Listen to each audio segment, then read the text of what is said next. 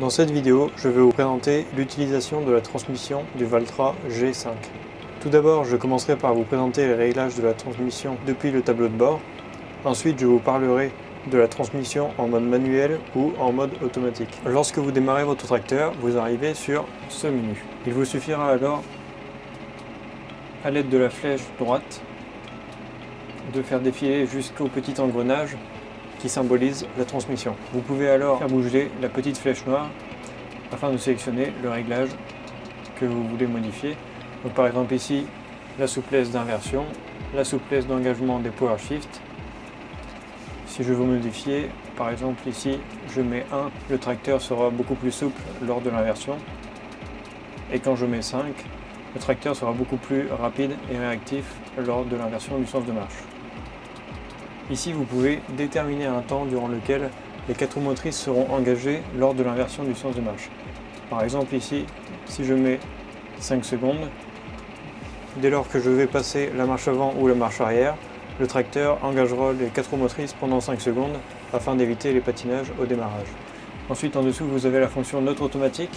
Cette fonction permettra, dès lors que vous allez appuyer sur la pédale de frein, de désembrayer sans même avoir à toucher à la pédale d'embrayage.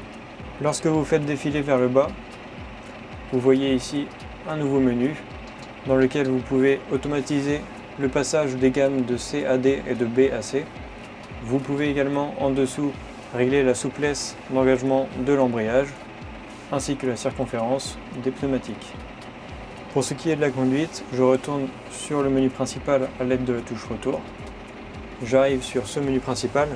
Donc là, vous voyez que mon tracteur est en frein de parking, que le rapport engagé est le rapport B1, que ma vitesse actuelle est de 0 km/h et le neutre automatique qui est activé. Valtra conserve donc son célèbre inverseur à 4 positions. Vous avez ici la position parking, la position neutre, marche avant et marche arrière. Lorsque je mets la marche avant, j'arrive sur B1. Donc là ici je suis en mode de conduite manuelle. Il me suffit alors de pousser le petit joystick pour passer les power shifts et d'appuyer sur plus ou moins pour faire passer mes gammes. Si je veux enregistrer un rapport prédéfini en marche avant ou en marche arrière, il me suffit alors, par exemple en marche avant, si je veux aller en B1 pour avoir plus de couple, je me positionne sur le rapport sélectionné et j'appuie sur le petit bouton situé en dessous de l'inverseur et vous voyez que B1 s'est sélectionné en marche avant. Et si en marche arrière je veux aller plus vite, par exemple ici je voudrais aller en B3, je sélectionne B3, j'appuie de nouveau sur le bouton. Donc là le rapport B3 est sélectionné en marche arrière et dès que je remets la marche avant, le rapport B1 se sélectionne. Tac.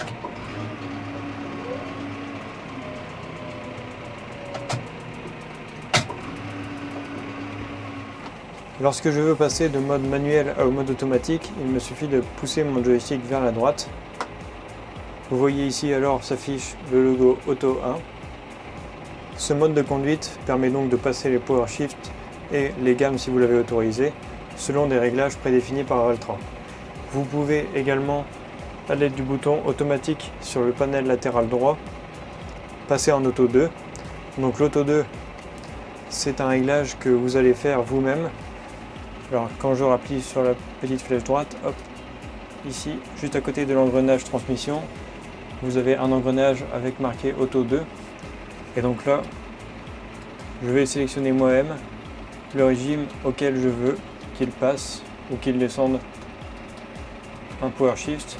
Par exemple là, à 1500 tours minute, il va rétrograder et à 1900 tours minute, il va passer au power shift supérieur.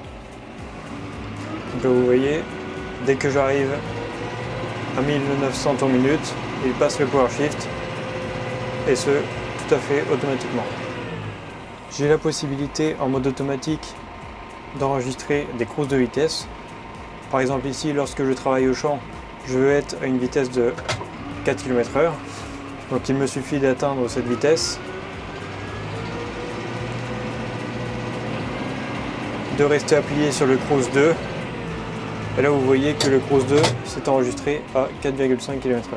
Et donc si je veux peaufiner ce réglage, j'engage le cruise.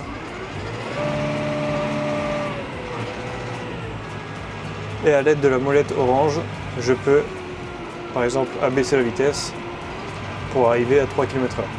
Un simple appui sur le frein, sur l'embrayage ou sur le bouton off à gauche des cruises permet de désactiver le cruise vitesse.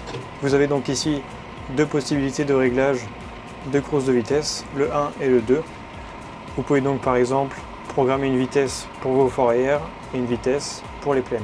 Vous avez la possibilité en mode automatique de limiter le rapport power shift que le tracteur pourra engager lui-même. Donc par exemple ici, quand je suis en marche avant, je ne veux pas que le tracteur excède la vitesse B3. Donc je vais chercher la vitesse B3 et j'appuie sur le petit bouton avec un lièvre et une flèche haute. Et vous voyez ici que B3 s'est affiché. Donc quoi que je fasse, le tracteur n'excédera pas la vitesse B3. Lorsque vous êtes avec une charge lourde dans une côte et que vous voulez faire un démarrage aisé, il vous suffit de repasser l'inverseur en mode parking, d'appuyer sur le frein, de repasser l'inverseur en marche avant, et lorsque vous lâchez le frein, le tracteur s'accélère de lui-même, et tant que vous ne touchez pas à l'accélérateur, le tracteur n'avancera pas. Donc là ici, j'appuie sur l'accélérateur, et le tracteur va faire son démarrage en côte lui-même.